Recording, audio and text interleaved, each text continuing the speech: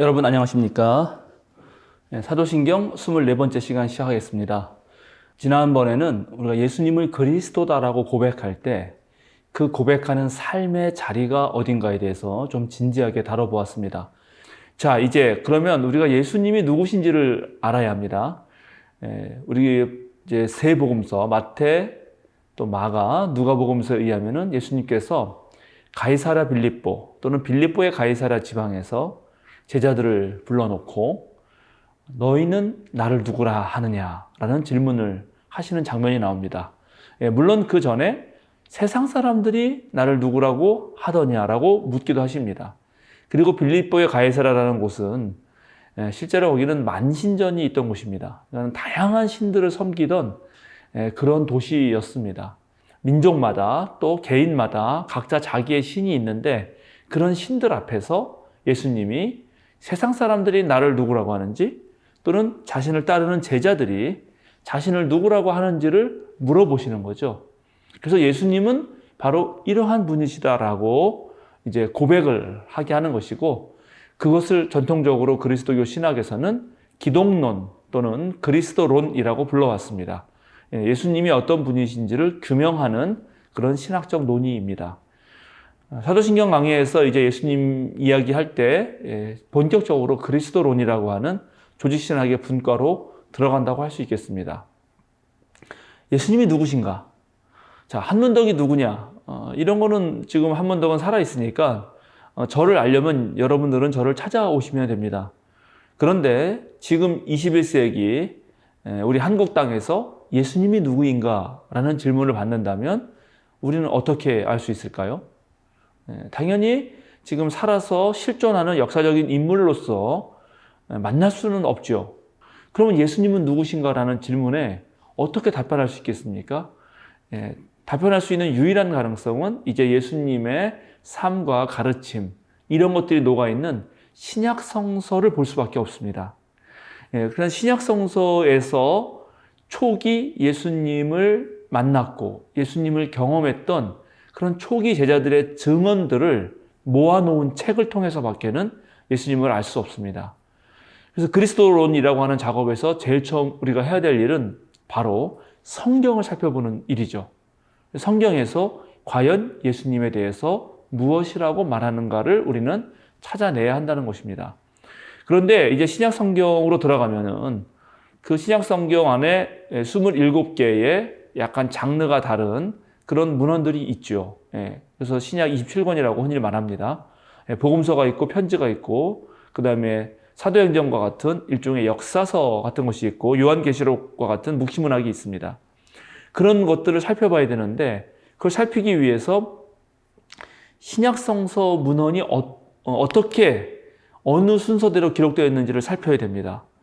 우리는 흔히 마태, 마가, 누가, 요한 복음서 네 복음서가 앞에 나오니까 마태, 마가, 누가, 요한의 순서대로 복음서가 쓰였을 거라고 착각하기 쉽고 복음서가 다른 서신서보다 무조건 먼저 쓰였을 거라고 그렇게 생각하기 쉽지만 오늘날 대다수의 성서학자들의 연구에 의하면 신약 성서 안에서 가장 먼저 쓰인 문헌은 바로 바울의 편지입니다.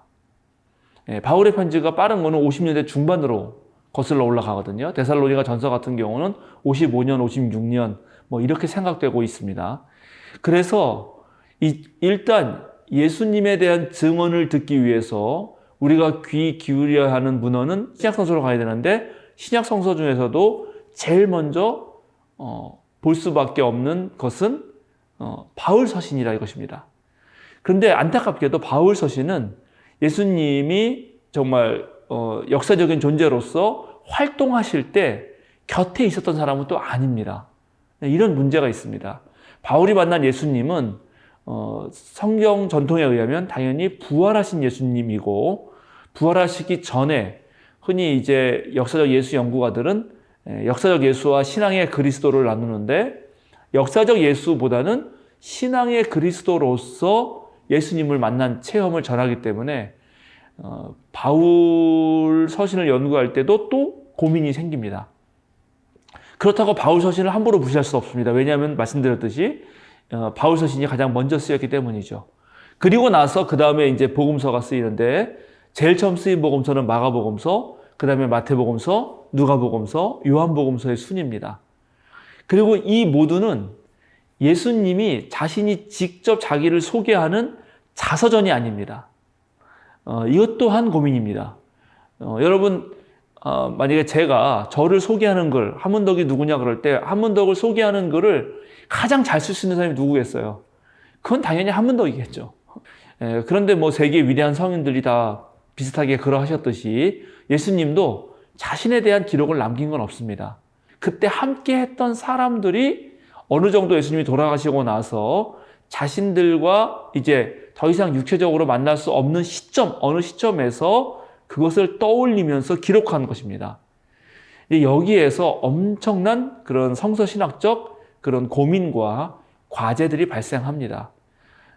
지금 우리가 여기에서 2000년 지난 뒤에 그때 거기 2000년 전에 유대 땅에서 쓰인 글을 읽을 때 어려움이 있듯이 예수님을 직접 목격했던 사람들의 이야기를 전해받은 사람들도 막상 예수님에 관련된 이야기를 쓰려고 그러면 기억이 잘 안 날 수도 있고요. 또 어떤 것은 자신과 관련된 것만 더 강조할 수도 있고요. 뭐 다양한 문제들이 발생합니다.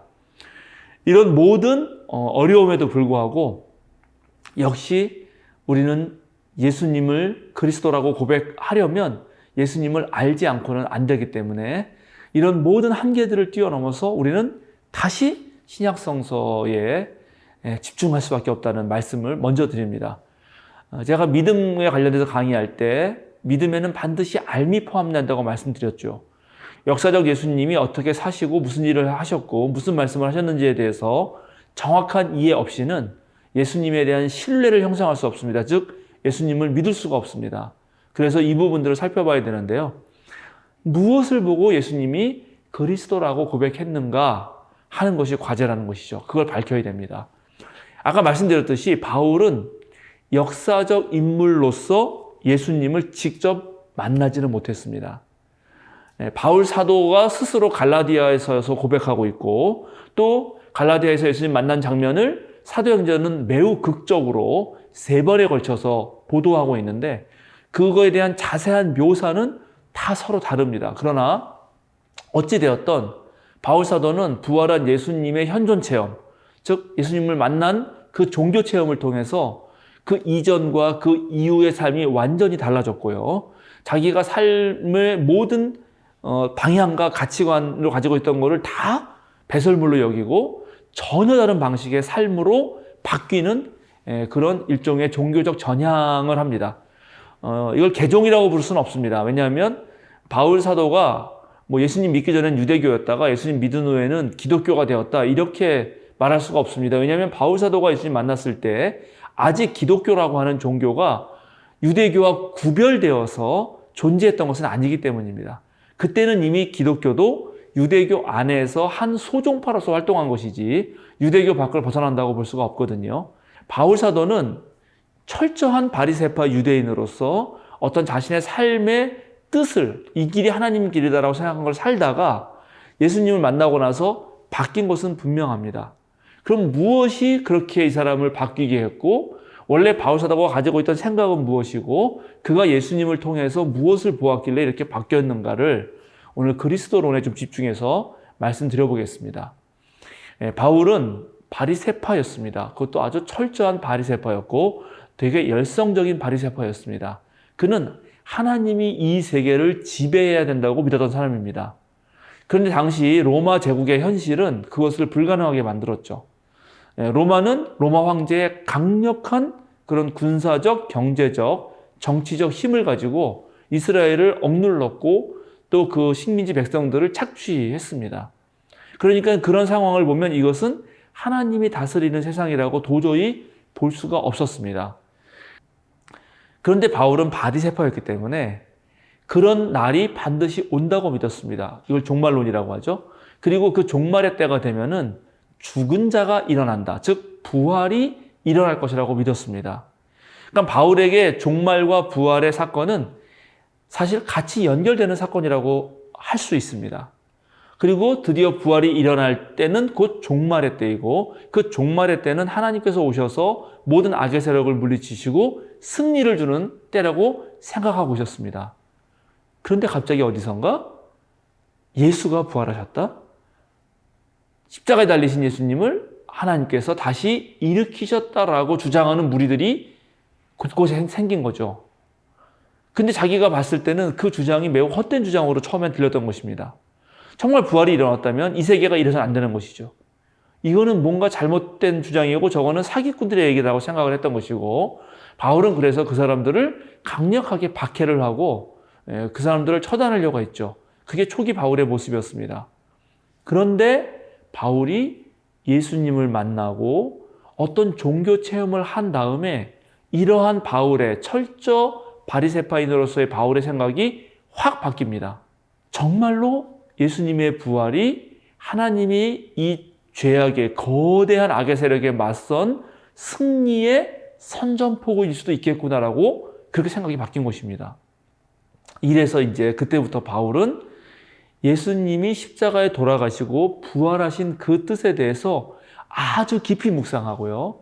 그 깊이 묵상한 가운데 바울이 얻은 깨달음은 하나님이 무슨 거대 권력을 가지고 로마 황제를 뒤집어 엎을 만한 강력한 힘을 가지고 세상을 구원하는 것이 아니라 오히려 저 나사렛 출신 아주 미약한 존재인 그 예수라고 하는, 때때로 목수라고 불렸던, 그래서 일용직 근로자 정도밖에 안 됐지만, 그러나 그 사람의 십자가 죽음이라고 하는 그 무력함, 오히려 그런 걸 통하여 하나님이 새로운 세상을 여신다는 생각을 하게 됩니다.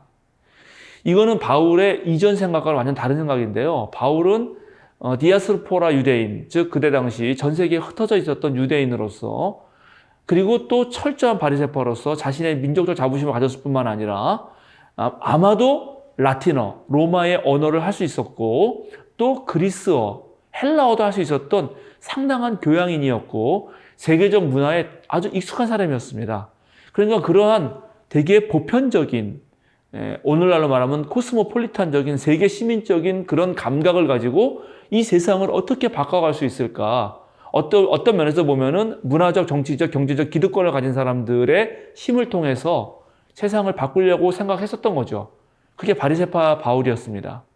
그런데 이제 십자가에 달려 돌아가신 예수님을 하나님께서 부활시켰다라고 하는 이 사람의 경험을 통해서 하나님의 뜻은 바로 그런 이미 기득권을 가지고 있는 사람들이 아니라 오히려 약하고 가난하고 별로 보잘것없고, 즉 아무것도 아닌 자들을 통하여서 하나님이 새로운 일을 벌이신다라고 하는 완전히 다른 생각을 하게 됩니다. 이 생각을 통해서 바울은 자신이 그때까지 걸어왔던 그 엘리트의 길을 포기하고 가장 낮은 자의 자리로 가서 이제 예수님의 십자가 죽음과 예수님의 부활을 선언하죠. 그리고 그때 당시에 모든 분열의 핵심이었던 아주 문화적으로 우월한 문화인들과 문화적으로 미개한 이방인들이라고 하는, 그거는 로마인에서는 유대인이 미개인이고요, 유대인 입장에서는 우리가 선택받은 백성이고 다른 사람이 미개인이라고 하는 이런 강력한 이분법적 생각을 파괴하면서 오히려 약한 데에서 강한 것을 볼 수 있고 오히려 어리석은 곳에서 하나님의 지혜를 볼 수 있는 어떤 역설적인 지혜를 통해서 새롭게 열리는 하나님 나라를, 이 세상의 모든 죄를 없애시는 예수님의 그 죄사함의 십자가를 전하는 사람이 되었던 것입니다.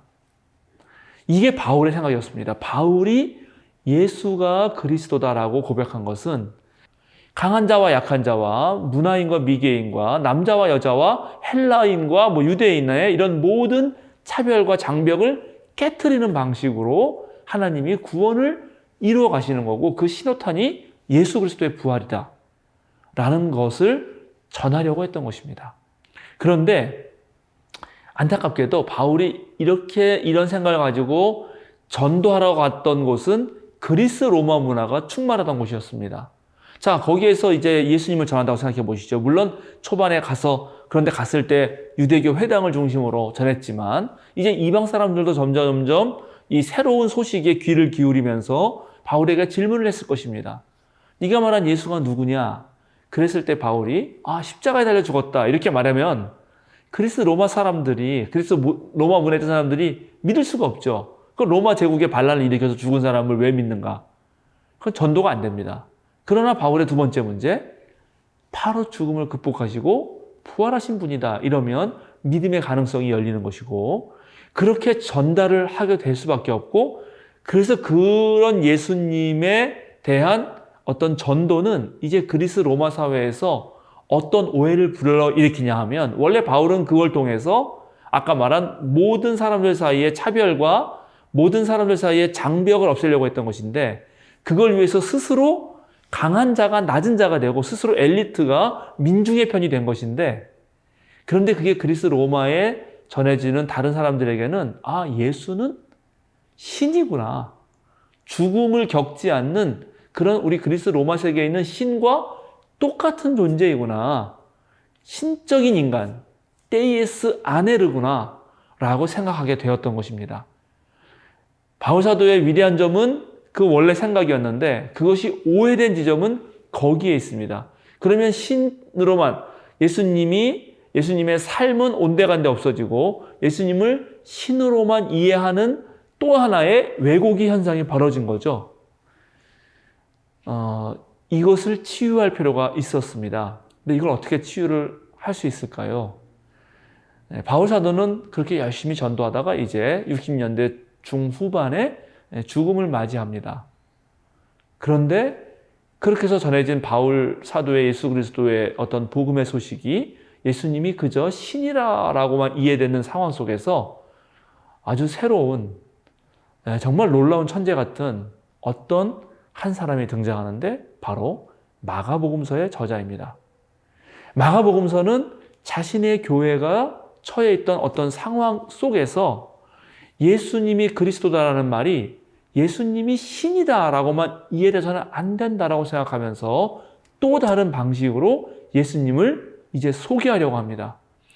예수님이 하나님의 아들이고 바로 그리스도시고 예수님의 소식이 복음의 소식인데, 그거는 바울이 말한 방식만이 아니고, 그러니까 특별히 오해된 바울, 그런 오해를 불식시키고 다른 방식으로도 말할 수 있다라고 드디어 글을 썼죠. 마가복음서가 말하는 예수님에 대해서는 다음 시간에 하도록 하겠습니다. 오늘은 바울 사도에서 일단 멈추고, 바울 사도가 꿈꿨던 것은 바로 엄청나게 뿌리 깊이에 박혀 있어서 모든 사람을 지금 고통의 수렁으로 넣어가고 있는 이 로마 제국의 지배하에서 어떻게 하나님께서 새로운 방식으로 승리의 장을 여시는가 하는 걸 깨달았고, 그 길로 갔다는 것 다시 한번 말씀드리고, 그 한복판에 바로 예수님, 십자가에 달려서 돌아가시고 부활하신 예수님이 계시다 하는 고백이었다는 말씀드립니다. 여러분 늘 좋아요, 구독 부탁드립니다. 그리고 주변에 많은 분들에게 소개해 주셔서 우리 생명사랑교회 다양한 신앙 영상을 통해서 많은 분들이 그동안 한국교회가 잘 전해주지 못했던 그리스도교의 또 다른 그런 깊은 진리의 어떤 면들을 좀 체험할 수 있도록 해주시면 고맙겠습니다. 그럼 다음 시간에 뵙도록 하겠습니다. 감사합니다.